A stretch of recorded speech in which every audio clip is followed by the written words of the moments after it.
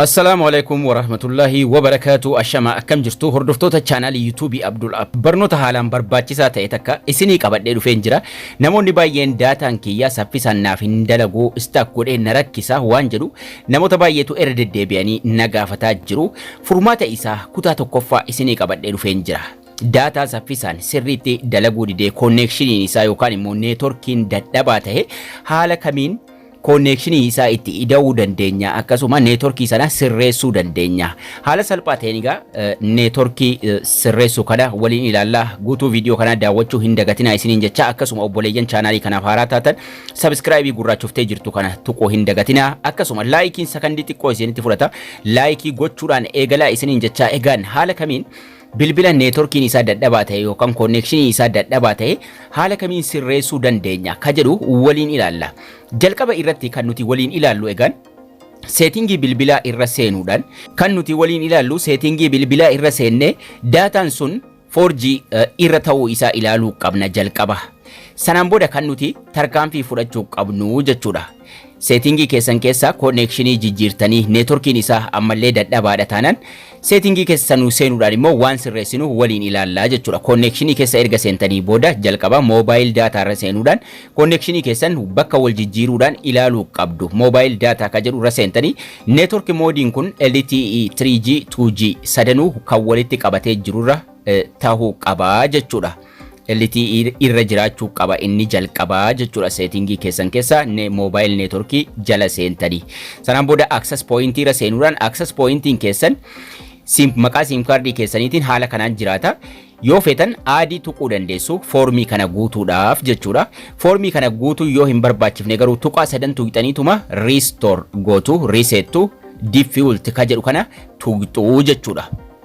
Inni guddaan garuu yeroo sim kaardiin keessan data harkisuu dadhabee yookaan networkiin dadhabee wanni isin gochuu qabdan inni guddaanii fi haalaan barbaachisan settingiidhuma bilbilaa kanarra seenuudhaan jalqaba isin akaasu settingii bilbilaa kanarra seentanii apps waan jedhu barbaaddattu bakka applicationii hundinuu barnaamijni hundinuu itti argamu apps ka jedhu kanarra seentu. Kiyya aappii kanarra yeroon tuqe tokkichumaan kallattiidhumaan gara aappii nageessa garuu yoo keessa isin galchuu didee manage apps ka jedhu jalqabarra isiniif jiraata. Manage apps yeroo isin tuqxan bakka barnaamijni hundinuu bakka takkatti argamu yookaan immoo applicationii hundi bakka tokkotti argamu isin geessa.